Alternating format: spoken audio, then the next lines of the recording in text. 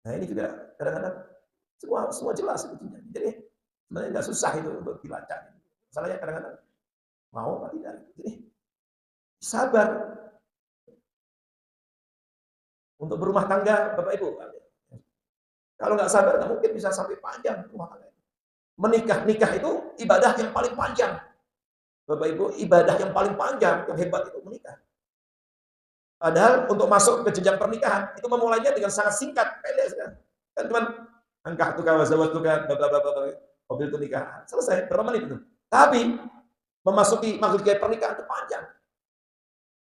Nah kalau orang nggak punya modal sabar, sehari semalam, setahun, 2 tahun, terbatas. Maka perlu sabar. Mendidik anak perlu sabar. Bekerja mencari nafkah perlu sabar. Maka lihat manusia-manusia yang sukses dalam urusan dunia pasti dibalik keberhasilan dan kesuksesan urusan dunianya ada kunci yang namanya sabar.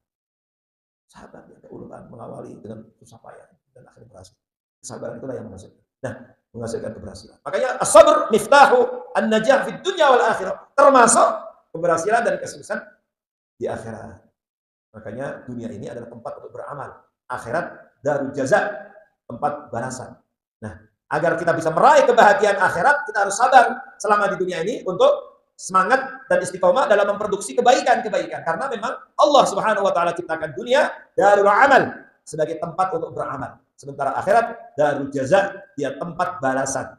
Maka untuk menyongsong masa depan kita yang cemerlang di akhirat, meraih kebahagiaan akhirat, ya kita harus punya modal sabar ketika hidup di dunia. Sabar melaksanakan taat kepada Allah. Sabar dalam sholat. Sabar dalam interaksi dengan Al-Quran. Sabar, sedekah, sabar dalam semua kebaikan.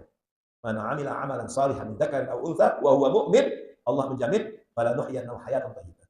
Akan diberikan kehidupan yang thayyib. Nah, karena itulah maka kesabaran ini tidak bisa pernah lepas.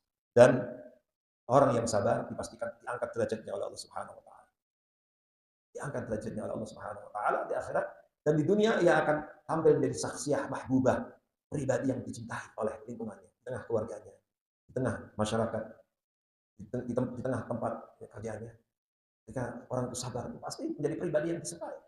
Coba lihat, pasti menjadi pribadi yang disukai.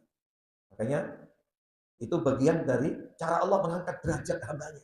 Wa yudha'u lahul qabul, diterima di tengah masyarakat karena kesabarannya. Dan sabar itu tidak ada batasnya. Karena balasan bagi orang yang sabar tidak ada batasnya, tidak ada batasannya. Balasan bagi orang yang sabar tidak ada batasan.